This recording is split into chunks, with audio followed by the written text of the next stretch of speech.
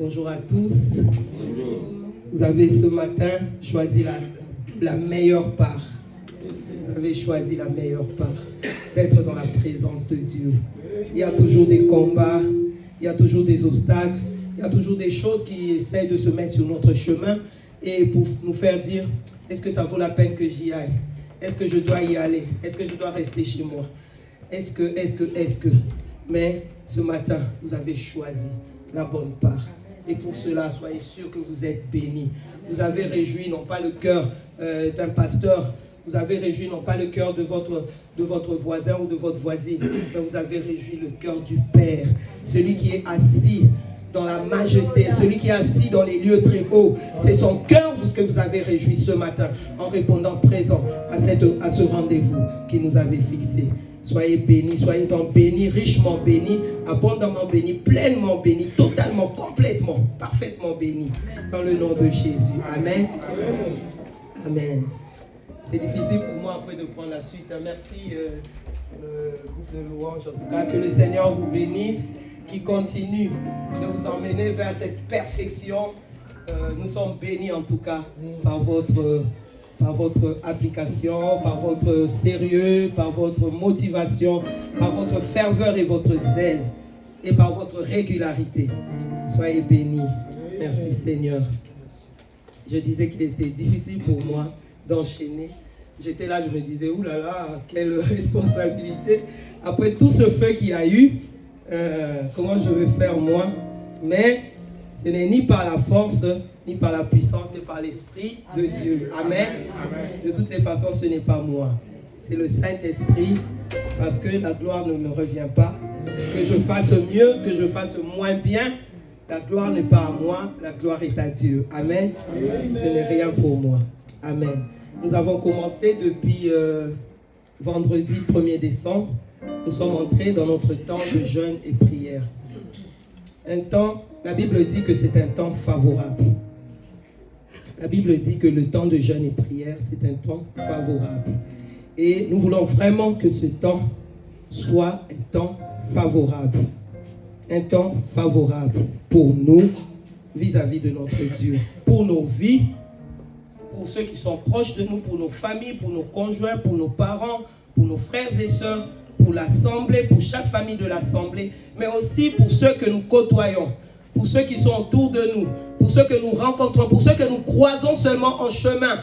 Il vient, il passe son chemin, tu passes ton chemin, mais même pour ceux-là, que ce jour soit un temps favorable, que ce temps de jeûne et prière soit un temps favorable, où la main de Dieu opère, où la main de Dieu, où la puissance de Dieu se manifeste de manière merveilleuse. Et donc ce matin, ce n'est pas une prédication comme on le fait d'habitude après la louange et l'adoration, mais ce sont des courtes exhortations et surtout ce sont des temps de prière. Amen. Il y a une chanson que j'ai vraiment appréciée ce matin. Il y a une armée. Amen. Il y a une armée qui se lève.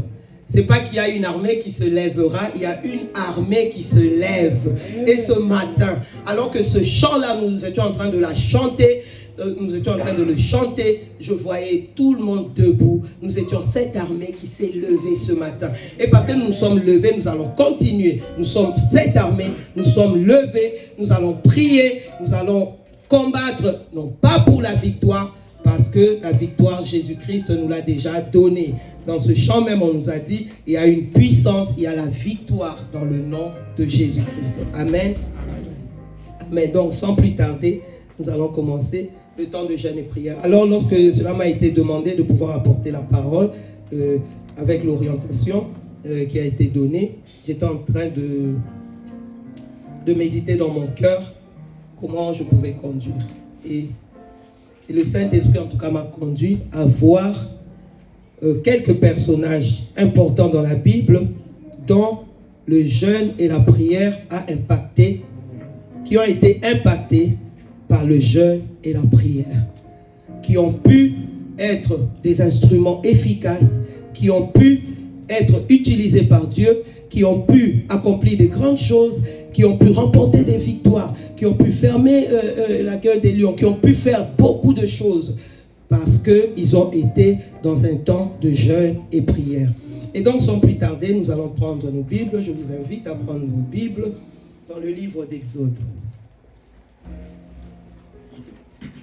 Le livre d'Exode, c'est le deuxième livre de la Bible. Exode 34.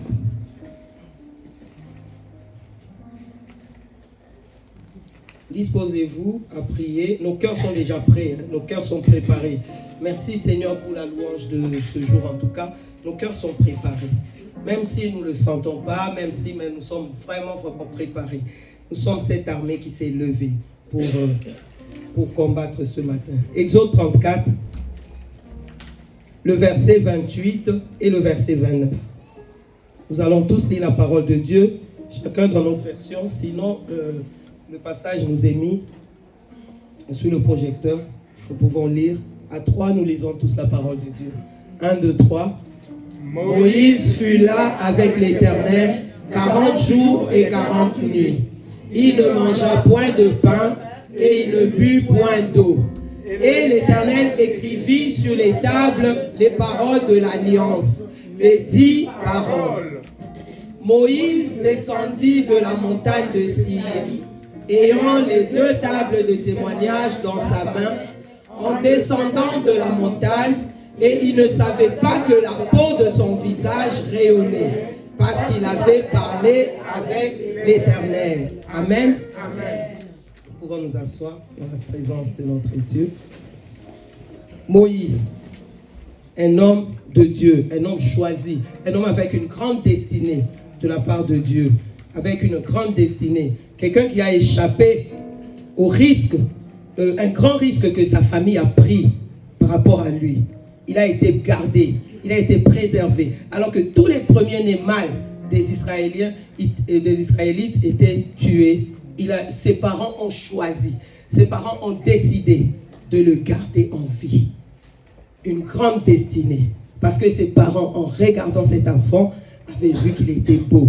Non pas d'une beauté que nous voyons de l'extérieur, mais de cette beauté-là par rapport à toute la destinée qu'il y avait derrière cet enfant. Un homme avec une grande destinée, depuis sa naissance, une grande destinée. Et cet homme-là, il a grandi. Sur son parcours, tout a été mis en place pour qu'il rentre dans cette destinée. Et cet homme, avec tout cela, lorsqu'il a fallu se présenter devant Dieu, il est monté. La Bible dit, il fut avec l'Éternel pendant 40 jours et 40 nuits. C'est un jeûne, hein? Parce que le jeûne, par définition, c'est en tout cas la première définition, c'est se priver d'alimentation. Temporairement, pendant un repas ou plusieurs repas. En tout cas, le jeûne, par sa définition première, c'est se priver de repas. Et lui, il s'est privé de repas 40 jours et 40 nuits.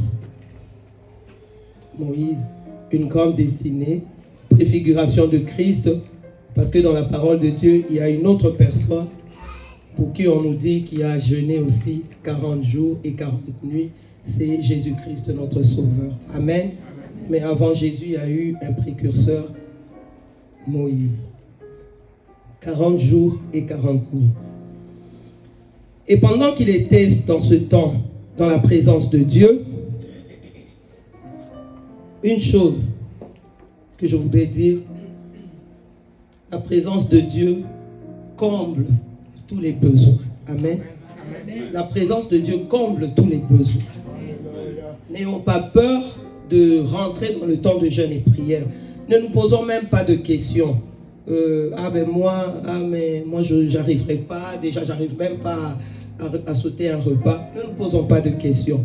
Une chose est vraie, la présence de Dieu comble tous les besoins.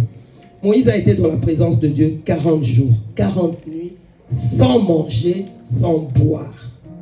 Sans manger, sans boire. La présence de Dieu. Et dans la présence de Dieu, Moïse a pu recevoir beaucoup de choses. Moïse a reçu les tables écrites de la main de Dieu. Les tables de loi écrites de la main de Dieu. Dans la présence de Dieu, nous allons recevoir des choses extraordinaires. Amen. Dans la présence de Dieu, lorsque tu viens dans la présence de Dieu, ne réduis pas en disant je vais avoir mon permis. Ne réduis pas. Le permis, c'est quelque chose d'ordinaire. Je suis désolé, il y en a qui ont passé le permis 5 fois qui ne l'ont toujours pas eu, mais je le dis quand même que le permis, malgré ça, le permis reste quelque chose d'ordinaire.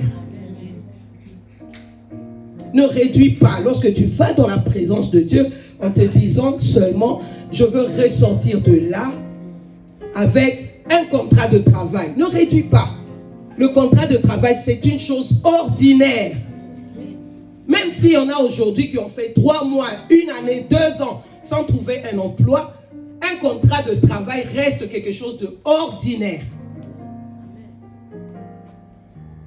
Lorsque tu viens dans la présence de Dieu, ne réduis pas ce temps merveilleux que tu vas passer en te disant que je vais sortir de là avec un enfant, avec tout le respect, avec toute la compassion que j'ai pour les parents qui n'arrivent pas à avoir un enfant, avec toute la compassion que j'ai, avec tout le respect que j'ai envers eux, mais laissez-moi vous dire qu'un enfant reste quelque chose d'ordinaire. Un enfant reste quelque chose d'ordinaire. Lorsque nous entrons dans la présence de Dieu, attendons-nous à des choses extraordinaires. Amen. Attendons-nous à des choses extraordinaires. Des choses qui ne sont pas montées du cœur de l'homme. Des choses que tu n'as même pas, que tu peux même pas imaginer. Attends-toi à cela. N'imagine même pas. Attends-toi seulement à des choses extraordinaires. Parce que tu vas dans la présence de celui qui n'est pas un être ordinaire. Tu ne vas pas dans la présence de celui qui est un être ordinaire. Tu vas dans la présence de celui qui est Dieu. Amen. Amen. Et Moïse, dans la présence de Dieu, a pu obtenir des choses extraordinaires. 2 tablettes écrites de la main de Dieu. Ça, c'est quelque chose d'extraordinaire. Amen. 2 tablettes. La main de Dieu qui écrit. Pendant qu'il était dans la présence de Dieu, il a reçu des révélations. Le tabernacle. La construction du tabernacle. Voilà des choses extra. Dieu lui dit, tu feras tout selon le modèle. Attendez. Selon le modèle. C'est-à-dire que les yeux de Moïse ont pu voir le ciel. Ce qui était dans le ciel, c'est ce que Moïse a vu. Des choses extraordinaires. Il n'a pas vu le palais d'un roi, ici sur terre. Il n'a pas vu la villa de ce millionnaire-là ou milliardaire, je ne sais pas. Il n'a pas vu le yacht de je ne sais pas qui. Il n'a pas vu le jet privé de je ne sais pas qui. Même si ça brille de 1000 éclats, même s'il y a de l'or partout, même s'il y a des diamants partout, ce ne sont pas des choses qu'il a vues. Il a vu le tabernacle qui est dans les cieux. Dieu lui a ouvert les yeux. Il a vu. Et Dieu lui a dit, tu feras tout selon le modèle. Voilà les choses extraordinaires auxquelles nous devons nous attendre lorsque nous venons dans la présence de Dieu, dans un temps de jeûne et prière. Bien sûr, nous venons avec nos besoins, mais ne nous arrêtons pas à nos besoins. Attendons-nous à plus. Attendons-nous à plus grand. Attendons-nous à plus merveilleux. Attendons-nous à plus extraordinaire. Parce que celui vers qui nous nous approchons est un être extraordinaire. Un être exceptionnel. Et Moïse a pu voir ces choses-là. Pendant que Moïse a été dans la présence de Dieu, il a développé une intimité particulière avec Dieu. Une intimité particulière, une intimité exceptionnelle avec Dieu. La Bible nous dit, Dieu parlait face à face, comme un homme parle avec un homme. Dieu parlait avec Moïse, face à face. Il y a ces chefs religieux, aujourd'hui, quand on s'approche d'eux, on n'a même pas le droit de les regarder, de les fixer.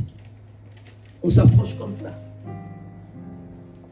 On est courbé, on n'a même pas le droit de lever les yeux et de les regarder. Ce sont des chefs religieux. Je dis bien, je choisis bien mes termes, chefs religieux. Je n'ai pas dit des serviteurs de Dieu. Je dis juste des chefs religieux. Parce que ça regroupe un grand nombre de personnes. On n'a même pas le droit de les regarder. Mais Moïse a développé une intimité avec Dieu, une intimité telle que Dieu parlait avec Moïse face à face. Face à face. Et c'était dans une époque où on ne pouvait pas voir Dieu. Tu voyais Dieu, tu mourais. Non pas parce que tu as péché, mais parce qu'il est tellement glorieux. Il est tellement glorieux que tu voyais Dieu, tu mourais. C'était ça l'époque. Mais Moïse, parce qu'il a développé une intimité avec Dieu, Dieu parlait avec Moïse face à face. Et Moïse ne mourait pas, Moïse descendait. Moïse rentrait dans la présence de Dieu, Moïse sortait de la présence de Dieu, vivant. Parce qu'il y avait une intimité qui avait été établie avec Dieu. Et donc nous, c'est pas pour rien que j'ai parlé de ça. C'est pour que nous aussi nous puissions rechercher cela. Alors nous allons prier. Nous allons prier pour nous. Nous allons prier pour notre assemblée. Nous allons prier pour nos frères, pour nos sœurs. Nous allons prier pour nos familles. Que ce temps de jeûne et prière puisse nous faire monter dans une dimension extraordinaire. Nous venons avec nos besoins, nous venons avec nos fardeaux, nous venons avec nos défis, nous venons avec nos attentes, nos espérances, nous venons avec nos vœux, nous venons avec tout ça, mais que ce temps puisse nous faire monter et atteindre surtout une dimension extraordinaire avec Dieu. Que nos cœurs se préparent à recevoir des choses merveilleuses qui ne sont jamais montées de notre cœur. Que nos cœurs se préparent à cela. Que nous puissions nous préparer à recevoir des révélations, des choses que nous ne connaissons pas. Que nous nous préparons à pouvoir développer. Tu vas te lever, tu vas prier pour toi d'abord. Tu vas prier pour toi d'abord. Et après, tu vas prier pour ton frère, tu vas prier pour ta soeur, tu vas prier pour ta maison, tu vas prier pour l'assemblée, tu vas prier pour l'église de Dieu. Que ce temps de jeûne et prière soit un temps exceptionnel, un temps favorable. Nous allons nous mettre debout, nous allons prier et après nous allons nous rasseoir et il y aura un deuxième personnage et on va continuer. Alléluia, alléluia. Nous prions le Seigneur, nous prions le Seigneur, nous prions le Seigneur. Élève ta voix pour ta vie. Élève ta voix pour ta vie. Élève ta voix pour ta relation avec ton Dieu. Élève ta voix pour ta communion avec ton Dieu. Élève ta voix et prie Dieu. Élève ta voix et prie Dieu. Demande à l'Esprit de Dieu. Demande à l'Esprit de Dieu de te donner les paroles, de te donner les mots, de faire monter de ton cœur les demandes qui vont te faire sortir de ce qui est ordinaire. De ce qui est ordinaire. Seigneur, nous venons ce matin. Nous venons ce matin. Nous venons ce matin. Moïse est monté. Moïse est venu dans ta présence. Moïse est resté dans le jeûne et la prière. Moïse est resté et il a vu, il a reçu des choses extraordinaires. Il a reçu des révélations. Il a développé cette intimité particulière avec toi. Et nous venons prier ce matin. Nous prions ce matin. Seigneur, accorde-nous. Accorde-nous. Accorde-nous par ton esprit.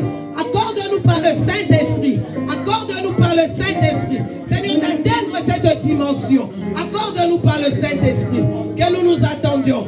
Que nos cœurs s'attendent. Que nos cœurs s'attendent à des choses extraordinaires. Que nos cœurs se préparent. Que nos prépare à des choses extraordinaires, des choses qui ne sont jamais montées de nos cœurs, des choses que nous n'avons jamais imaginées. Que ces choses, que nos cœurs puissent s'attendre à cela. Seigneur, je prie pour ma vie. Je prie pour ma vie. Seigneur, donne-moi Yahweh, donne-moi de m'attendre à des choses merveilleuses, à des choses glorieuses. Donne-moi, Seigneur, que dans mon cœur, j'aspire à des choses glorieuses dans ce temps favorable. Seigneur éternel, que mon cœur soit prêt, que mon esprit soit éveillé pour recevoir des révélations, des choses cachées, des choses qu'on ne voit pas avec l'œil humain, des choses qu'on ne conçoit pas avec l'intelligence humaine. Seigneur, donne-moi que mon esprit soit éveillé, que je puisse recevoir. Je prie pour ma soeur, je prie pour mon frère, je prie Seigneur, je prie pour ma maison, je prie Seigneur, que ce temps soit un temps favorable pour la communauté, centre évangélique puissant de la parole de Dieu, que ce temps soit un temps favorable, Seigneur éternel, où nous allons recevoir de toi des choses extraordinaires, où tu vas nous emmener à une dimension extraordinaire, une dimension que nous ne pourrons jamais atteindre par nous-mêmes, une dimension que nous ne pourrons jamais atteindre par nos forces, par nos capacités, une dimension que nous ne pourrons jamais atteindre, Seigneur, par notre volonté, mais que toi seul peux nous emmener. Seigneur, nous prions au nom de Jésus, que ce temps de jeûne et prière soit un temps favorable où nous allons développer cette intimité avec toi. Nous voulons apprendre à entendre ta voix. Nous voulons apprendre à entendre ton cœur. Nous voulons apprendre à écouter ton cœur. Nous voulons apprendre cela dans ce temps de jeûne et prière. Nous voulons être dans l'intimité avec toi. Développer cette intimité. Aller loin dans cette intimité avec toi. Au nom de Jésus. Au nom de Jésus. Au nom de Jésus. Nous voulons sortir de ce jeûne, Seigneur, le visage rayonnant, comme Moïse qui est descendu de la montagne avec un visage rayonnant. Nous voulons, Seigneur, sortir de ce jeûne, le visage rayonnant, non pas, Seigneur, pour nous enorgueillir, parce que la Bible déclare que Moïse ignorait que son visage était rayonnant. Nous voulons, Seigneur, ressortir de ce jeûne, équipé, rempli des choses extraordinaires, mais restons dans l'humilité, restons dans la simplicité, malgré les choses extraordinaires que toi tu auras mis en nous. Au nom de Jésus. Au nom de Jésus. Au nom de Jésus. Au nom de Jésus. Merci Seigneur. Merci Yahweh. Merci Yahweh. Merci Yahweh. Merci parce que tu nous aimes. Merci Seigneur. Tu fais voir les choses qui ne sont point montables.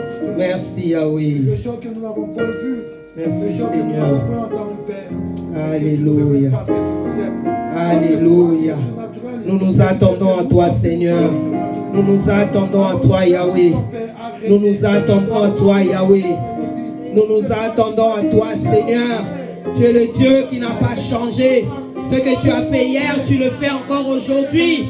Ce que tu as accompli hier, le désir de ton cœur, c'est de l'accomplir encore aujourd'hui. Seigneur, trouve en chacun de nous. Oh Dieu, qualifie-nous Seigneur. Et trouve en chacun de nous ce Moïse, oh Dieu, qui va recevoir des instructions, des révélations de toi. Trouve en chacun de nous ce Moïse, oh Yahweh, qui développe cette intimité avec toi. Au nom de Jésus. Au nom de Jésus. Au nom de Jésus. Amen. Amen. Amen. Nous pouvons nous asseoir. Croyons que nous avons reçu. Croyons que le Saint-Esprit est déjà à l'œuvre. Le Saint-Esprit est déjà à l'œuvre. Et donc, dès maintenant, dès ce moment, ne reste plus focalisé sur ces choses ordinaires. Quand bien même c'est légitime, je n'ai pas dit que ce n'était pas légitime. C'est légitime toutes ces choses ordinaires que nous attendons de notre Dieu. Parce que nous devons tout attendre de notre Dieu. Ce sont des choses qui sont légitimes. Mais ne reste pas seulement focalisé sur ces choses ordinaires. Vois plus loin. Amen. Vois plus loin. Amen. Et attends-toi surtout à plus grand, à plus extraordinaire. Amen. Amen. Donc le premier personnage, c'était Moïse par rapport au jeûne que Moïse a accompli. Et il y a un jeûne qui a encore été fait, en tout cas décrété par quelqu'un d'autre. Pour cela, je vous invite à prendre vos Bibles dans le livre de 2 Chroniques. 2 Chroniques, chapitre 20.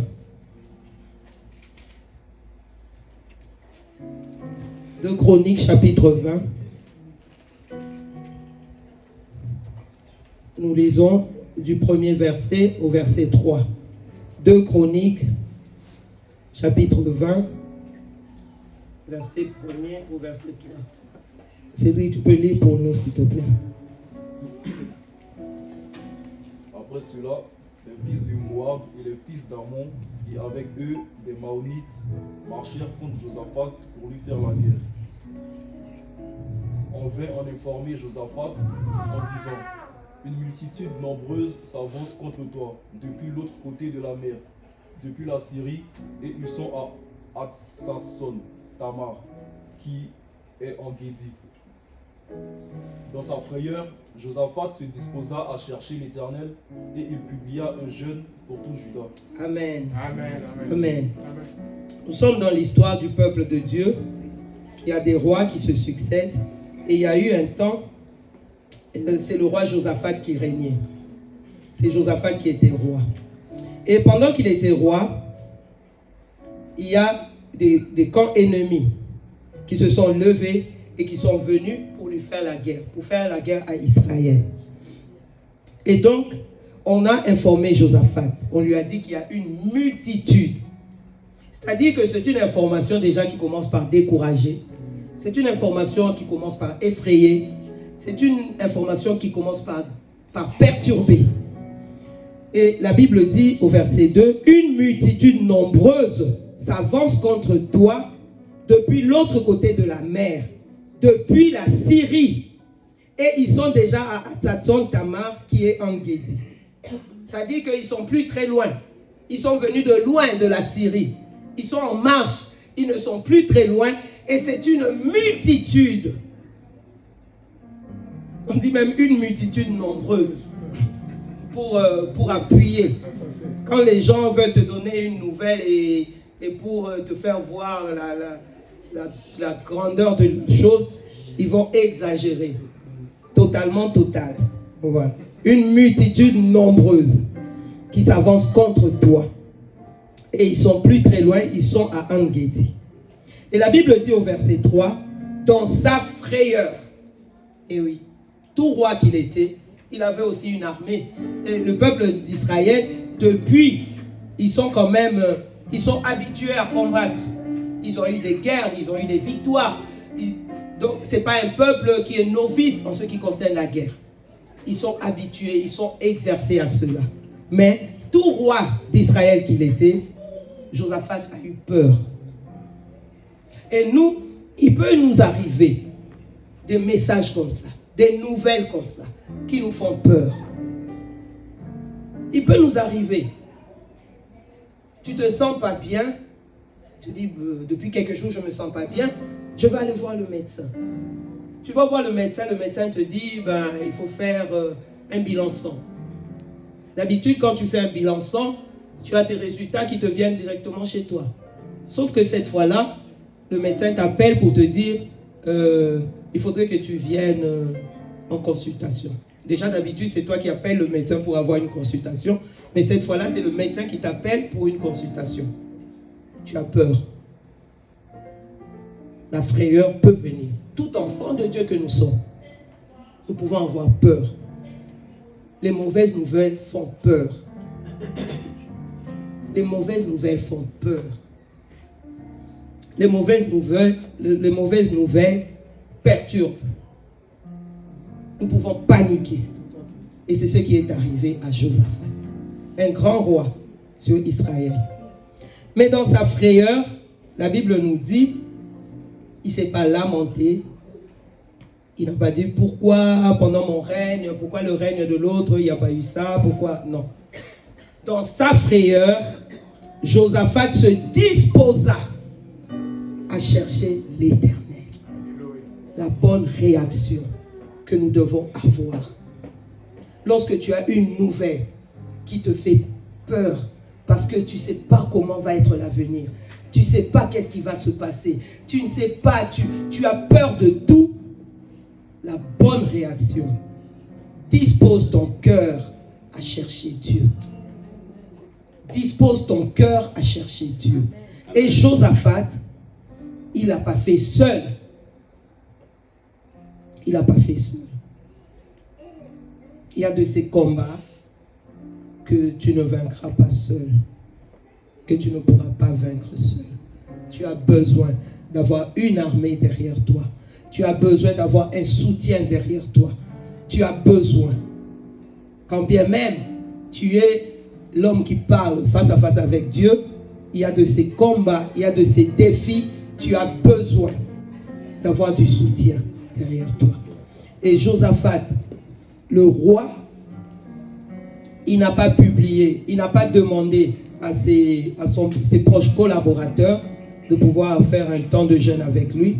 Il a publié un jeûne pour tout Juda. Pour tout Juda. Ayons toujours la vision de l'impact que peut avoir une situation qui nous arrive. Une situation qui m'arrive moi, cela n'aura pas d'impact forcément que sur moi. Et si cette situation aura de l'impact pour un grand nombre, que le Saint-Esprit nous donne d'avoir cette vision-là, de l'impact que cette situation aura sur des gens, et associons ces gens-là dans le combat. Amen. Amen. On venait attaquer, Josaphat était roi, mais l'impact de l'attaque n'allait pas être que pour Josaphat. L'impact n'allait pas être que pour son comité directeur ou je ne sais pas quoi. N'allait pas seulement être pour ses ministres, pour ses généraux. L'impact allait être pour tout Juda. Alors c'est tout Juda qui est concerné. Alors le jeûne c'est pour tout Juda.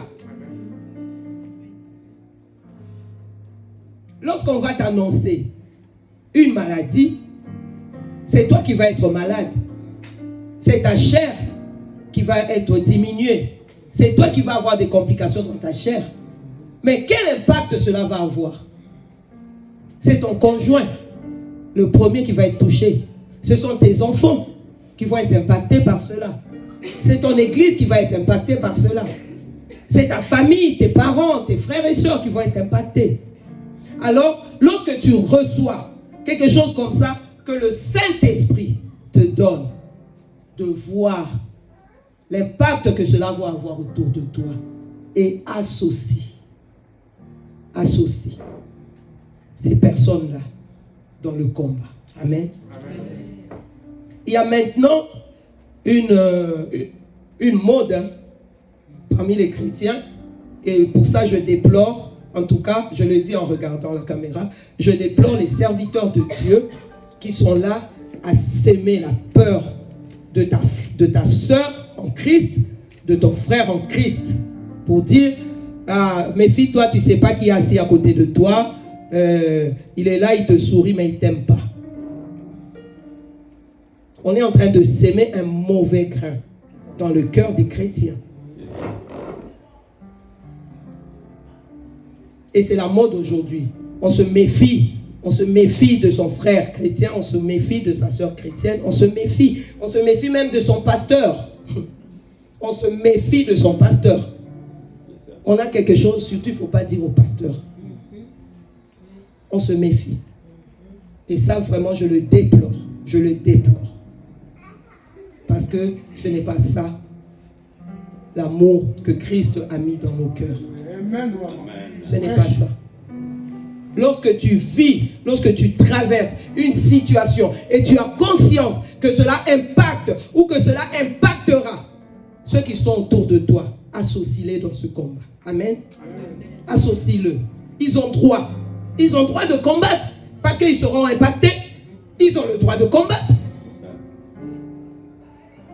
ils ont le droit de combattre. Mon mari qui perd son emploi et qui ne me dit pas, attends, à la fin du mois, il faut bien que je paye les factures. Donc, je vais être impacté. Mais comment il peut me cacher cela et il va prier seul parce qu'il se méfie, on ne sait jamais. Attends, j'ai le droit de prier parce qu'il y va aussi de mon bien-être.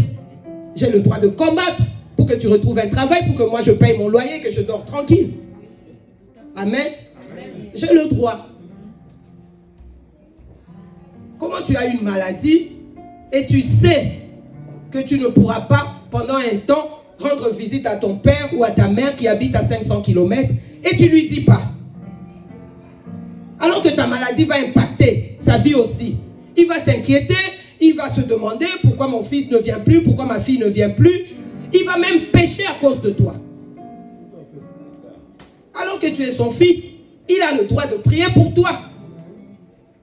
Parce qu'il y va aussi de son bonheur. Il a le droit. Ne privons pas les personnes qui sont impactées par une situation qui nous arrive. Sous prétexte qu'on ne sait jamais, la soeur qui est à côté de moi, elle me sourit, mais dans son cœur. C'est-à-dire que toi aussi, tu souris et dans ton cœur. Si tu le penses de l'autre, c'est que toi aussi, tu es comme ça.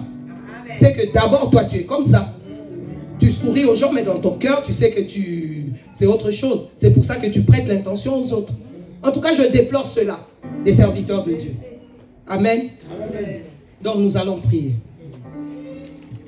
Lorsque nous sommes impuissants, c'est ce que j'ai marqué, pour résister à une armée qui vient nous attaquer et que nous ne savons que faire. Associons ceux qui sont autour de nous, qui vont être impactés. Je dis bien qu'ils vont être impactés par la situation. Et la Bible dit, il se disposa à chercher l'Éternel. Il se disposa. Le verset 12 nous dit ceci, c'est la prière. Après qu'il ait convoqué le jeûne au peuple, Josaphat est en train de prier. Au verset 12, 2 Chroniques 20, le verset 12, la Bible dit, « Ô notre Dieu, n'exerceras-tu pas tes jugements sur eux, car nous sommes sans force devant cette multitude nombreuse qui s'avance contre nous, et nous ne savons que faire. Mais nos yeux sont sur toi. » Amen. Amen. Un jeûne et prière vous dit que Seigneur, tout cela nous dépasse, mais nous tournons nos yeux et nous les posons sur toi. Nous tournons nos regards et nous posons nos yeux sur toi. Amen. Amen. C'est une situation qui me dépasse, mais je tourne mon regard de ce problème-là et je pose mes yeux sur toi. Je lève mes yeux vers les montagnes, d'où me viendra le secours. Le secours me vient de l'Éternel qui a fait les cieux et la terre. Moi, j'avais levé les yeux vers les montagnes, vers ce problème, vers cet obstacle. Mais je sais que mon secours vient de celui qui a fait plus que les montagnes. De celui qui a créé les montagnes, de celui-même qui a créé toutes choses. Je lève mes yeux vers lui et j'attends mon secours de lui. Amen. Amen. Et donc nous allons prier. Là maintenant, chacun de nous, pendant que j'étais en train de parler, je sais que chacun de nous a déjà repéré tous ces défis. Et même, depuis qu'on a commencé le temps de jeûne et prière, certainement, nous avons déjà nos défis que nous voulons présenter à Dieu. Et là, nous allons nous lever, nous allons prier. Nous allons prier d'abord que le Saint-Esprit... Non, nous allons prier d'abord pour demander pardon à Dieu.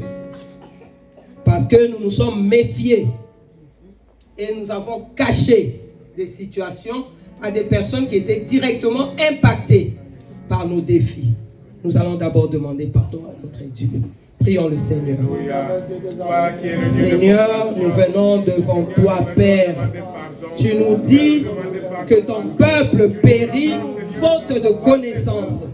Seigneur, ce matin, nous venons reconnaître que nous avons été ignorants. Lorsque Yahweh, nous avons caché, lorsque nous avons dissimulé notre situation, lorsque nous avons dissimulé notre épreuve, les défis par lesquels nous passons, à ceux qui étaient directement impactés. Seigneur, ce matin, alors que tu nous as parlé, alors que tu as parlé à nos cœurs, Yahweh, nous venons devant toi. Nous venons, oh Dieu, nous venons reconnaître que nous avons péché. Nous avons péché parce que nous les avons privés de ce combat. Nous les avons privés de cette guerre que nous aurons remportée tous ensemble. Et nous les avons même exposés. Nous les avons exposés. Voilà pourquoi, Père, nous nous répandons ce matin. Seigneur, je me répands. Je me répands pour toutes les fois, Seigneur, où sachant pertinemment que mon défi allait impacter telle ou telle autre personne, mais que j'ai choisi de ne pas lui en parler et de ne pas l'associer dans mon combat. Seigneur, je me répands ce matin devant toi, ô Dieu. J'implore ton pardon. J'implore ta miséricorde. J'implore, oh Dieu, parce que Seigneur, j'étais dans l'ignorance. J'étais dans l'ignorance. Et voici, oh Dieu, que ce matin, tu viens m'éclairer. Tu viens me sortir de cette ignorance. Tu viens me sortir, Seigneur. Et je te dis merci. Merci Yahweh. Merci Yahweh. Merci Yahweh. Parce que tu es celui qui ne tient pas compte des temps d'ignorance. Considère, oh Dieu, que tout le temps jusqu'à présent, ce n'était que des temps d'ignorance vis-à-vis de moi, Papa. Et accorde-moi ton pardon. Accorde-moi ton pardon. Accorde-moi de marcher, Seigneur. Oh Dieu, en suivant l'exemple que toi tu nous donnes. Au nom de Jésus. Au nom de Jésus. Au nom de Jésus. Amen. Nous allons prier maintenant. Tu vas prier pour toi parce que tu connais tes défis. Tu connais les situations qui te font peur. Tu connais les situations qui te font paniquer. Tu connais, bien sûr qu'il y a la foi. Je ne dis pas qu'il n'y a pas la foi. Josaphat, s'il n'avait pas la foi, il n'allait pas chercher Dieu. Il avait la foi, mais cela n'a pas empêché la frayeur. Ce n'est pas parce qu'on a peur qu'on n'est pas dans la foi. Il a eu la frayeur, mais il s'est tourné vers Dieu. Donc tu vas prier. Tu connais toutes les situations qui, à un moment ou à un autre, te font dire, et si, et tu as peur. Tu vas prier pour toutes ces situations-là. Tu vas dire à Dieu, Seigneur, la situation est comme elle est, mais je ne sais quoi faire, mais mes yeux sont sur toi. Amen. Je ne sais quoi faire, mais mes yeux sont sur toi. Tu élèves ta voix, tu pries le Seigneur. Tu dis à Dieu, je ne sais quoi faire, je ne sais comment aborder, je ne sais comment me comporter vis-à-vis de telle situation. Je ne sais, Seigneur, comment faire. Et j'ai peur, Seigneur. J'ai peur du lendemain. J'ai peur de mon avenir. J'ai peur, Seigneur. Mais mes yeux se tournent vers toi. Seigneur, je choisis de poser mes yeux sur toi. Je me dispose à te chercher. Je me dispose à chercher ta face. Seigneur, et je viens associer. Je veux associer tous ces partis, tous ceux qui sont impactés par cette situation. Esprit de Dieu. Esprit de Dieu. Esprit de Dieu. Esprit de Dieu. Esprit de Dieu. Esprit de Dieu. Donne-moi d'avoir les yeux fixés sur le Seigneur. Donne-moi d'avoir les yeux fixés. Que je lève mes yeux. Que je lève mes yeux. D'où me viendra le secours? Que je lève mes yeux. Car le secours me vient de l'Éternel, de celui qui a fait les cieux et la terre. Le secours me vient de l'Éternel. Je lève mes yeux. Alors je lève mes yeux pour toute cette situation. Yahweh, je lève mes yeux. D'où me viendra le secours? Je lève mes yeux vers l'Éternel. Je lève mes yeux vers toi. Car je sais que mon secours ne viendra que de toi. Toi qui as fait les cieux et la terre. Toi qui as précédé toutes les situations que je vis. Toi qui as précédé toutes les circonstances que je traverse. toi qui as précédé tous les combats de ma vie. Seigneur, je lève mes yeux vers toi, car je sais que mon secours viendra de toi. Mon secours vient de toi. Alors je pose mes yeux. Je pose mes yeux sur toi. Je pose mes yeux sur toi. Je tourne mes regards vers toi. Et je m'attends à toi. Je m'attends à toi. Je m'attends à toi. Je m'attends à toi. Merci Seigneur. Parce que mon secours, je sais avec assurance. Avec assurance, je sais que mon secours ne viendra que de toi. Mon secours me vient de toi. Ma victoire me vient de toi. Ma guérison me vient de toi. Ma délivrance me vient de toi. Ma délivrance me vient de toi. Merci Seigneur. Merci Yahweh. Merci Yahweh. Merci Yahweh. Merci Yahweh. Amen. Nous allons faire ces dernières prières pour demander à l'Esprit de Dieu, lorsqu'il y a une situation qui nous arrive, que nous puissions garder le calme et que vraiment nous recherchons par le Saint-Esprit qui nous révèle toutes les personnes réellement qui vont être impactées dans cette situation-là et que nous puissions les associer à la prière. Amen. Nous élevons nos voix et nous demandons à l'Esprit de Dieu. Alléluia. Alléluia. Alléluia. Alléluia. Seigneur, tu dis dans ta parole, invoque-moi, invoque-moi, je te répondrai, je te montrerai des choses cachées. Seigneur, ce matin nous venons parce que notre ignorance nous a conduit à disqualifier des personnes qui étaient directement impliquées par des défis qui nous concernaient. Seigneur, ce matin, nous venons te prier afin que par ton esprit, l'esprit de révélation, celui qui est appelé l'esprit de révélation, qui puisse nous montrer lorsqu'il y a une situation, lorsqu'il y a un défi, lorsqu'il y a une épreuve, Père éternel, que le Saint-Esprit vienne nous révéler toutes les personnes que nous devons associer à ce combat. Père éternel, nous venons nous confier à toi. Nous venons demander, Esprit de Dieu, Esprit de Dieu, Esprit de Dieu, nous avons besoin de toi. Parce que nous ne voulons pas faire les choses selon la chair. Nous ne voulons pas faire les choses selon la chair. Mais nous voulons faire les choses selon l'esprit. Nous voulons marcher par l'esprit. Voilà pourquoi nous faisons appel à toi. Cher Saint-Esprit, révèle-nous. Révèle-nous à chaque fois. Nous prions pour toutes les circonstances, pour chaque défi de notre vie. Nous te prions aujourd'hui, Esprit de Dieu, pour chaque défi de notre vie, que tu nous révèles les personnes qui sont directement impliquées, qui seront directement impactées par cette situation et que nous puissions les associer afin qu'ils se lèvent aussi dans la prière. Afin qu'ils se lèvent dans la prière. Afin qu'ils se lèvent dans la prière. Au nom de Jésus. Au nom de Jésus. Au nom de Jésus. Et montrer à Seigneur, demander Alléluia. à ceux qui doivent être impactés de nous soutenir dans la prière, papa. Quand tu dis que là où 2, 3 sont les noms de ton nom, tu es là, papa, présent. Merci pour ta sainte présence. Merci encore de nous révéler, de nous éclairer, papa. Éclaire-nous, esprit de sagesse, esprit d'intelligence, esprit de lumière. Nous avons besoin de toi. Chacun sa besoin de nous, papa. Amen. Amen. Nous pouvons nous asseoir dans la présence de Dieu. Amen. Et nous continuons. Il nous faut retenir tout ça si nous pouvons l'appliquer pendant ce temps de jeûne et prière. Parce que l'Esprit de Dieu, quand il parle pas en vain. Maintenant, que celui qui a des oreilles pour entendre, qu'il entende. Mais l'Esprit de Dieu ne parle pas en vain. Le troisième personnage, je ne sais pas si on aura le temps de voir tous les personnages, comme d'habitude. Mais bon, on ira. Après, l'essentiel, c'est que d'avoir déjà... Donc, nous allons dans le livre d'Esdras. C'est juste après 2 Chroniques. Esdras, le chapitre 8, le verset 21.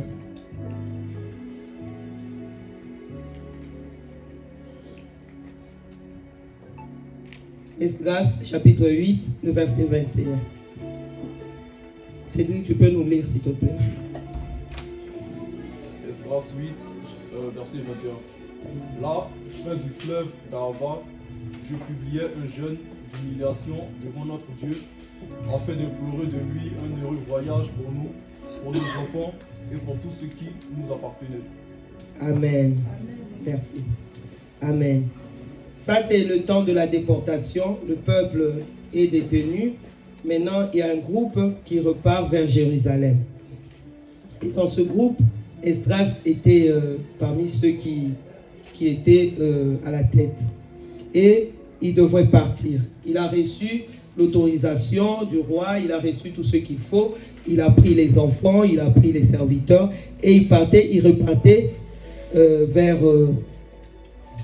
vers Jérusalem.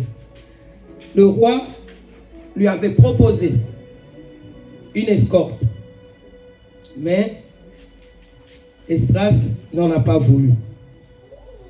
Ils sont partis parce que le chemin quand même, tu pars avec les enfants, les familles, avec des biens, avec du bétail, il y a toujours des bandits. Hein. Les bandits, ça ne commence pas aujourd'hui. Hein. Il y en avait déjà dans les temps anciens. Il y a toujours des gens qui peuvent venir vous attaquer, ils peuvent venir pour vous voler tout ce que vous avez, ils peuvent venir pour vous prendre vos femmes, vos enfants, ils peuvent, voilà. Et donc, Esdras était conscient de tous les dangers qu'il y aurait sur le parcours. Il avait conscience, mais il n'a pas voulu. Et c'est le verset 22 qui le dit, tu peux nous mettre le 22. J'aurais eu honte de demander au roi une escorte et des cavaliers pour nous protéger contre l'ennemi pendant la route, car nous avons dit au roi, la main de notre Dieu est pour leur bien sur tous ceux qui le cherchent. Voilà. Ils ont proclamé, ils ont parlé d'un Dieu grand, ils ont parlé d'un Dieu qui protège, ils ont parlé d'un Dieu tout-puissant. Alors, ça allait être contradictoire de demander une escorte. Si ton Dieu est capable de te garder, pourquoi tu vas demander des gardiens? Si ton Dieu est capable de pourvoir à tes besoins, pourquoi tu vas demander de la nourriture? C'est contradictoire. Et pour ne pas être dans cette contradiction, Esdras a fait le choix de ne pas demander d'escorte au roi. Mais il savait qu'il allait demander l'escorte à quelqu'un. À ce Dieu-là, qu'il a présenté comme un grand Dieu. Et donc, il va demander comment? En publiant un jeûne d'humiliation. Un jeûne d'humiliation. Pourquoi un jeûne d'humiliation? Parce que il savait que par lui-même, il ne peut pas. Un jeûne d'humiliation. Lorsque tu viens devant Dieu avec ton problème, quelle est l'attitude de ton cœur? Est-ce que tu viens avec humilité ou tu viens avec des revendications en brandissant le nom de Jésus? Moi je suis ton fils, moi je suis ta fille. Seigneur, en brandissant le sang de Jésus, mais Jésus a déjà tout accompli pour moi. Seigneur, est-ce que c'est un jeûne de revendication ou c'est un jeûne d'humiliation?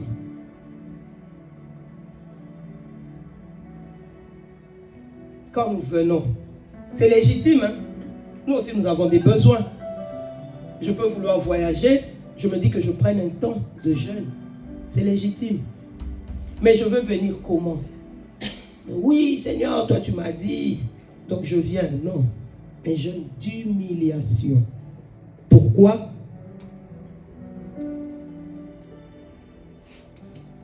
Il le dit au verset 23. C'est pour cela que nous avons jeûné et demandé cette faveur à notre Dieu.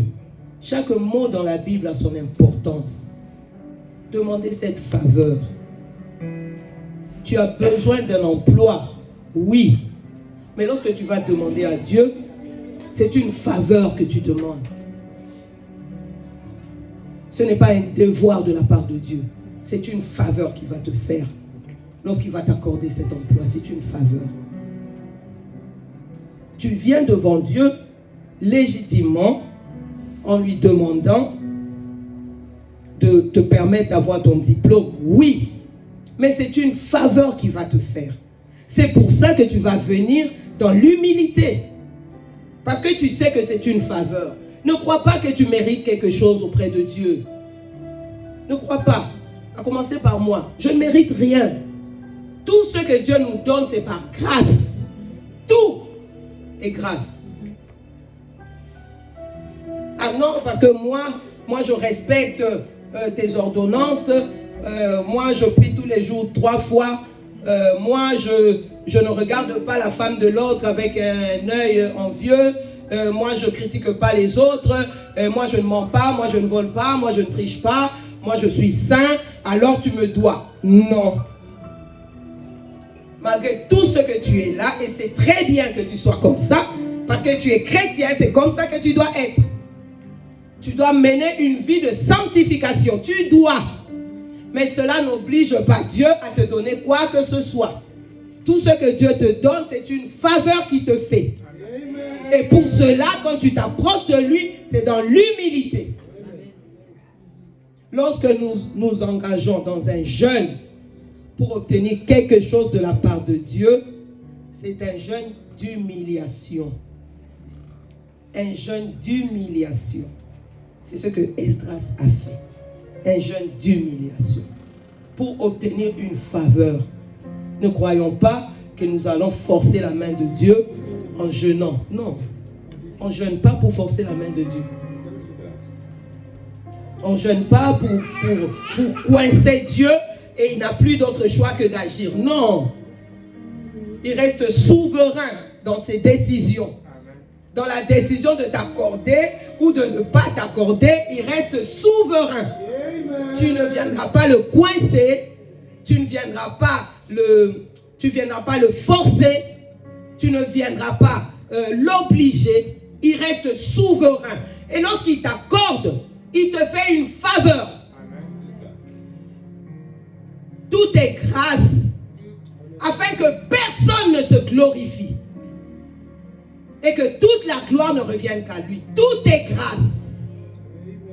Tout est grâce.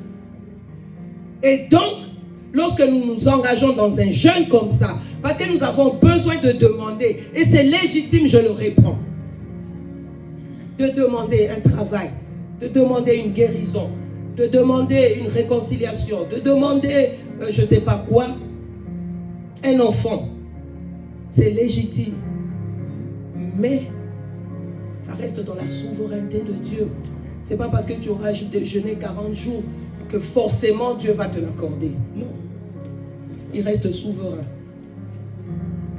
Et donc, lorsque tu t'approches de Dieu pour demander quelque chose, pour demander une faveur, approche-toi dans l'humiliation, dans l'humilité. Dans l'humilité. Et donc, nous allons prier. Nous allons d'abord demander pardon. Toutes les fois où nous nous sommes sentis ayant droit de bénédiction, ayant droit, où nous sommes venus devant Dieu dans cette position-là d'ayant droit. Et donc, nous attendons obligatoirement à quelque chose de sa part. Nous allons demander pardon parce que c'est de l'orgueil et c'est de l'ignorance en même temps. C'est de la rébellion en même temps. Nous allons demander pardon. Nous prions le Seigneur. Alléluia, alléluia, alléluia, alléluia. Tu pries pour toi-même, tu pries pour toi-même, tu pries pas pour ton voisin, tu pries pas pour ton mari, pour ta femme, tu pries pas pour ton fils, tu pries pour toi. Parce que c'est toi, tu sais dans quelle attitude est ton cœur lorsque tu t'approches de Dieu pour lui demander une faveur. Tu sais dans quelle attitude tu es. Tu es dans une attitude de revendication, tu es dans une attitude d'ayant droit. Tu sais dans quelle attitude tu t'approches de Dieu. Et ce matin, Dieu te donne l'opportunité de te repentir parce que tu n'as pas honoré, parce que tu as voulu prendre sa gloire, alors que toute la gloire ne doit revenir qu'à lui. Seigneur, nous venons à toi et nous nous repentons et nous demandons pardon, Yahweh. Pardon, Seigneur, pour toutes les fois où nous sommes venus en faisant un jeûne pour te coincer, pour t'obliger à nous donner forcément ce que nous voulons. Seigneur, nous venons, Seigneur, parce que nous étions dans l'ignorance. Nous étions dans l'ignorance. Nous étions dans notre orgueil. Nous étions dans notre orgueil parce que nous marchons dans la consécration. supplication. Nous croyons, Seigneur, que tu nous dois des choses. Et ce matin, nous nous répandons. Nous demandons pardon, Yahweh. Merci, Seigneur. Merci, Seigneur. Merci, Seigneur. Pardonne-nous nos offenses. Parce que nous t'avons offensé. Nous t'avons offensé. Chaque fois que nous avons cru, Seigneur, que tu nous dois quelque chose, nous t'avons offensé. Pardonne-nous, Père. Pardonne-nous, Père, ce matin. Pardonne-nous, Yahweh. Au nom de Jésus. Au nom de Jésus. Amen. Amen. Et maintenant, nous allons, pour nous humilier devant notre Dieu, afin de lui demander qu'il nous accorde. Amen. Maintenant, tu peux demander qu'il t'accorde, qu'il te fasse cette faveur. Prie maintenant pour Dieu. Prie maintenant Dieu. Prie pour qu'il te fasse cette faveur. Prie, tu peux maintenant demander. Tu peux maintenant demander en t'humiliant, sachant que tout n'est que grâce. Sachant que tout n'est que grâce. Seigneur, nous venons, Seigneur. Nous venons nous humilier. Nous attendons, Yahweh, à ce que tu nous fasses cette faveur. Père éternel, écoute nos prières, écoute nos supplications, écoute, Seigneur, et accorde-nous cette faveur. Accorde-nous, Yahweh, ce que notre cœur désire. Fais-nous cette faveur, Yahweh. Fais-nous cette faveur. Fais-nous cette faveur pendant ce temps de jeûne et prière. Fais-nous cette faveur, Yahweh, de nous accorder ce que nous demandons. Fais-nous cette faveur, Papa. Nous venons à toi en nous humiliant. Fais-nous cette faveur, Yahweh, de nous accorder ce que nous te demandons. Au nom de Jésus. Au nom de Jésus. Au nom de Jésus. Au nom de Jésus. Merci Seigneur. Merci Yahweh. Et nous allons faire cette dernière prière. Nous allons dire merci à Dieu pour sa souveraineté. Prie Dieu, dis-lui merci parce qu'il reste souverain. Dans ta vie, il reste souverain. Et c'est lui qui décidera s'il va te donner, comment il va te donner, quand il va te donner. C'est lui, il est souverain. Il est souverain. Merci Seigneur, parce que je proclame et je reconnais ta souveraineté dans ma vie, dans ma vie. Tu es souverain dans ma vie, tu es souverain. Et je te loue et je te rends grâce. Je te rends grâce parce que tu fais comme toi tu veux, quand toi tu veux, comment tu veux. Seigneur, que toute la gloire te revienne. Que toute la gloire te revienne. Tu es souverain. Tu es souverain. Tu es souverain. Tu es souverain. Merci Seigneur. Tu es souverain. Merci Seigneur. Merci Seigneur. Alléluia. Alléluia. Nous allons prier.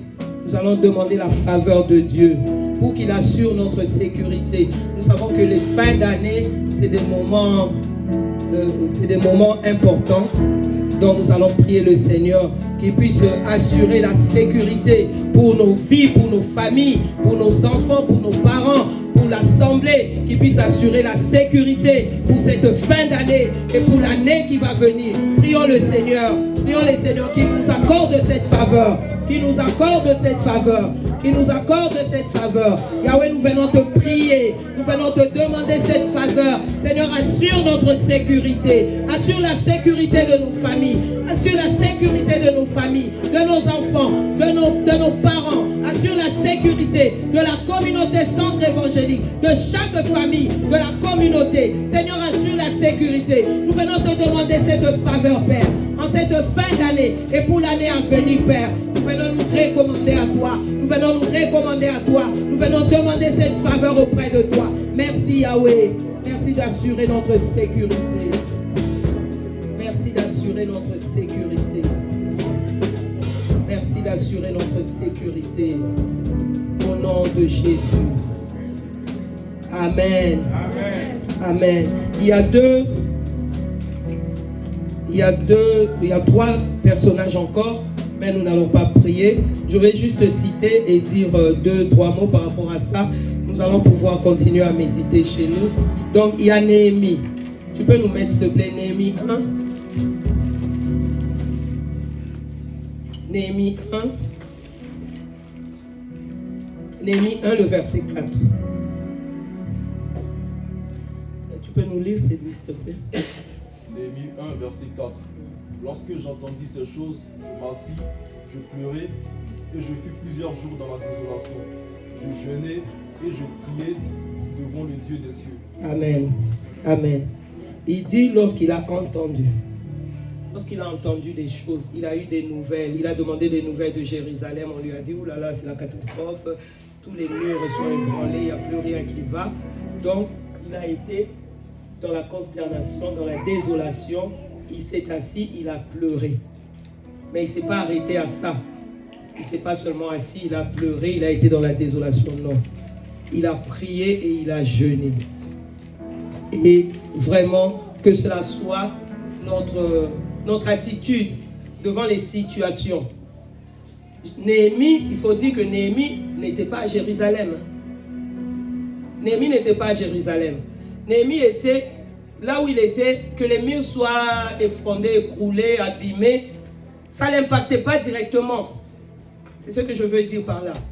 C'est-à-dire que tu peux apprendre la nouvelle sur un frère, sur une sœur, qui ne t'impacte pas directement. Mais cela t'attriste. Parce que tu te dis, si j'avais été à sa place. Et donc, quand tu es dans cette situation-là, ne critique pas, ne dis pas, ben oui, voilà, c'est arrivé, hein, qu'est-ce que j'avais dit? J'avais dit que cela finirait par arriver. Non. Tu es dans cette situation-là, prie. Invoque Dieu, prie. S'il te faut jeûner, jeûne. Et appelle Dieu au secours pour cette situation-là. Donc, pour Néhémie, sinon il y avait des choses à dire, mais le temps, après il y a la Sainte-Seine. Après il y a Esther aussi. Esther qui a eu à jeûner aussi par rapport à une situation qui a été pour le peuple de Dieu qui était menacé d'extermination. Et Esther, incitée par son oncle Mardoché, c'est dans le livre d'Esther, Esther a jeûné. Et ce que j'ai dit, lorsque ça rejoint ce qui a été avec Josaphat, lorsqu'il y a une situation, tu sais que ça va impacter d'autres personnes. Esther a jeûné, mais elle n'a pas jeûné seule. Elle a associé le peuple. Elle a demandé que le peuple de Dieu s'associe à son temps de jeûne et prière. Parce qu'elle savait qu'elle n'était pas seule concernée. C'est tout le peuple qui allait être exterminé. Donc, ils se sont rassemblés pour prier. Ensuite, il y a Paul aussi. Il y a Paul, c'est l'église, c'est dans les actes maintenant, nous sommes dans le Nouveau Testament, dans les actes des apôtres, le chapitre 13. Ils étaient dans un temps de jeûne et prière. Quand on rentre dans un temps de jeûne et prière, il n'y a pas forcément une orientation. Ce que je disais, nous nous attendons à Dieu. Nous nous attendons à Dieu. Et eux, quand ils se sont mis à prier, à jeûner et à prier, c'était pas du tout pour consacrer Paul et Barnabas. C'était pas ça. Ils ont eu un temps de jeûne et prière. Sauf que Dieu s'est saisi de ce moment-là pour leur dire, mettez-moi à part Paul et Barnabas. C'est-à-dire que tu peux jeûner, entre guillemets, sans raison. Sans que tu aies de demande particulière, sans que tu aies un défi particulier à relever, mais tu jeûnes et tu t'attends à Dieu. Et Dieu aime. Parce que le temps de jeûne, ça reste un temps favorable. Le temps de jeûne, c'est un temps où le cœur est disposé. Parce que quand tu ne manges pas, quand tu te prives de nourriture, tu disciplines ton corps et tu es plus sensible aux choses de l'esprit. C'est-à-dire que tu écoutes moins ton corps et donc tu es plus sensible aux choses de l'esprit et c'est des moments favorables. Dieu a saisi cette opportunité. Ils n'avaient pas décidé de jeûner pour pouvoir après prier pour Paul et Barnabas, mais c'est pendant leur temps de jeûne, Dieu leur a dit, mettez-moi à part Paul et Barnabas parce que je les ai choisis. Et du coup, ils ont prié, ils ont imposé les mains. Amen. Alors, maintenant, nous allons quand même parler de Jésus-Christ, notre modèle. Amen. Pour cela, nous allons dans Matthieu 4, le verset 1.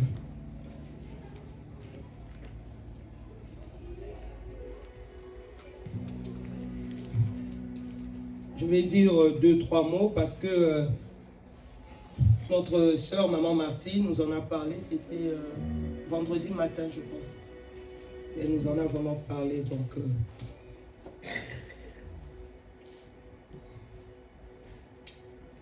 Matthieu 4, versets 1 et 2, je lis la parole de Dieu. Alors Jésus fut emmené par l'Esprit dans le désert pour être tenté par le diable. Le 2 nous dit, après avoir jeûné 40 jours et 40 nuits, il eut faim. Le tentateur s'étant approché lui dit, si tu es fils de Dieu, ordonne. Le 4, Jésus répondit, il est écrit.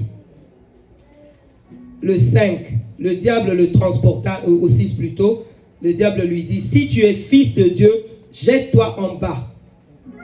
Le 7, Jésus lui dit, il est aussi écrit. Le 9, le diable lui dit, je te donnerai toutes ces choses si tu te prosternes et m'adores. Jésus lui dit, retire-toi Satan, car il est écrit. Amen. On nous dit 40 jours, 40 nuits. Jésus eut faim. C'est-à-dire qu'il a épuisé toutes les réserves qu'il avait pu faire en mangeant. Parce que nous, là, on est au début de notre jeûne et on est encore un peu fort, parce qu'on a des réserves. Pendant tout le temps qu'on a mangé, on a encore des réserves. Mais on va nous voir dans 2 semaines comment on sera. Quand on aura perdu quand on aura épuisé toutes ces réserves-là. Et Jésus, on nous dit, il eut faim. S'il a eu faim, c'est-à-dire qu'il avait totalement épuisé toutes ses ressources. Totalement. Toutes les ressources qu'il a pu avoir par le pain, par la nourriture. Il les avait épuisées. Mais, il lui est resté une arme efficace. Une arme efficace. La seule chose qui lui est restée, alors qu'il a épuisé toutes ses réserves en vitamines, en je ne sais pas quoi, il a tout épuisé. Ce qui lui est resté, c'est la parole de Dieu. Amen. La parole de Dieu. L'homme ne vivra pas de pain seulement, mais de toute parole qui sort de la bouche de Dieu. Quand tu auras tout épuisé, il va te rester l'arme fatale. L'arme fatale devant laquelle l'ennemi ne peut résister. Il est écrit. Il est écrit. Il est écrit. Il est écrit que pendant ce temps de jeûne et prière, que le Seigneur mette dans nos cœurs la faim, la soif de sa parole. Amen. Lisons la parole de Dieu, même si nous ne comprenons pas tout. Lisons, nourrissons notre âme de la parole de Dieu. Quand tu lis comme ça, tu nourris, tu fais une réserve. Parce que ça ne te quittera pas. Tu vas manger. Il y en a qui ne veulent pas jeûner, là, pendant qu'on est en train de jeûner. Il y en a qui ne jeûnent pas. Mais tu vas manger. Cette nourriture-là, il y aura un jour où tu ne pourras pas manger, tu n'auras rien dans ton cœur. Quand l'ennemi va se présenter devant toi, tu n'auras rien. Parce que même cette nourriture-là, comme tu n'auras plus la force de manger, quelqu'un qui est hospitalisé pendant 1 semaine, 2 semaines, 3 semaines, il ne mange plus. Il est forcé, c'est un jeûne forcé. Hein. C'est pas qu'il le veut, c'est un jeûne forcé. Sauf qu'il n'a quand même plus de réserve. Et quand le diable se présente, s'il ne s'était jamais nourri de la parole, il va combattre avec quoi? Dites-moi, avec quoi? Quand tu auras perdu toutes tes forces, toutes tes réserves, toutes tes ressources, si tu t'étais nourri de la parole de Dieu, ça te fera jamais défaut. Et lorsque l'ennemi se présentera devant toi, la parole. Il est écrit. Il est écrit, il est écrit. Et le diable s'en est allé. Parce qu'il est écrit là, ça. Il est écrit. Il est écrit. Nourrissons-nous de la parole de Dieu. Ayons soif de la parole de Dieu. Tu n'es pas forcément obligé de tout comprendre. Nous ne sommes pas obligés, nous ne comprenons pas tout de toutes les façons. Lisons seulement. Lisons avec un cœur obéissant, avec un cœur assoiffé, un cœur affamé. Lisons la parole de Dieu, méditons la parole de Dieu, prions la parole de Dieu. Ce sont des réserves. Parce que forcément, il nous arrivera un jour où nous n'aurons pas d'autres ressources que la parole de Dieu. Il ne nous restera que la parole de Dieu. Tu ne pourras pas appeler ton pasteur pour dire, il m'est arrivé telle situation, qu'est-ce que je dois dire? Donne-moi une parole. Non. Tu ne pourras pas appeler ton père, tu ne pourras pas appeler ton frère, tu ne pourras pas. Non. Peut-être même que tu es dans le coma. Tu ne peux même pas dire à quelqu'un, je voudrais un passage qui dit ça, qui dit non. Tu es seul. Mais si tu t'étais nourri de la parole de Dieu, cette parole-là, elle va monter de ton cœur. À ce moment-là, ce n'est pas toi, c'est le Saint-Esprit qui fera monter la parole de ton cœur. Et tu vas tenir, tu vas résister avec cette parole-là. Amen. Amen. Et donc, le temps de jeûne et prière, mettons-le à profit pour nous nourrir de la bonne nourriture, de la nourriture qui va faire réellement vivre nos âmes, la parole de Dieu. Mettons ce temps à profit pour nous nourrir, pour méditer, pour étudier la parole de Dieu. Demandons au Saint-Esprit, il va nous éclairer, il va nous donner des pistes, il va nous donner de retenir quelque chose. Et même si tu sembles n'avoir rien retenu, le jour où tu auras besoin, si tu avais mangé cette parole, il y aura un jour où tu auras besoin, cette parole-là montera de ton cœur. Même si tu n'avais pas saisi, cette parole-là montera de ton cœur. Amen. Amen. Voilà, beaucoup de choses à dire, mais nous allons conclure par 2 Corinthiens 3. Nous allons quand même lire vite fait 2 Corinthiens 3.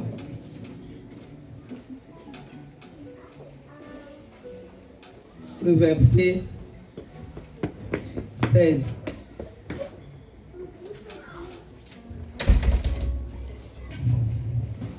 « 2 Corinthiens 3, le verset 16. Ça nous ramène à Moïse. Moïse, quand il descendait de la montagne, son visage rayonnait, lui-même il n'en était pas conscient. Mais son visage rayonnait tellement que le peuple avait du mal à regarder Moïse. Et le peuple lui disait, mets un voile, parce que c'était trop fort pour eux. Et la Bible dit, dans le verset 16, le verset 15, jusqu'à ce jour, quand on lit Moïse, un voile est jeté sur leur cœur. Il parle du peuple d'Israël. Mais lorsque les cœurs se convertissent au Seigneur, le voile est ôté. Or, le Seigneur, c'est l'Esprit. Et là où est l'Esprit du Seigneur, là est la liberté. Nous tous qui, le visage découvert, c'est le 18, contemplons comme dans un miroir la gloire du Seigneur, nous sommes transformés en la même image de gloire en gloire, comme par le Seigneur l'Esprit. C'est-à-dire que par l'Esprit, le voile a été ôté. Nous sommes dans la liberté. Et lorsque nous contemplons le Seigneur, lorsque nous contemplons la gloire du Seigneur, nous sommes transformés en son image. Et pour contempler la gloire du Seigneur, nous avons la prière, nous avons la méditation de la parole. Appliquons nos cœurs pendant ce temps de jeûne et prière à prier, à prendre vraiment du temps pour prier, à prendre du temps pour méditer la parole de Dieu. Parce que c'est pendant ce temps, nous contemplons la gloire du Seigneur et nous-mêmes nous sommes transformés de gloire en gloire. Parce que cette œuvre-là, c'est l'œuvre de l'Esprit. C'est l'Esprit qui est en train de faire cette œuvre en nous. Amen. Amen. Soyons bénis.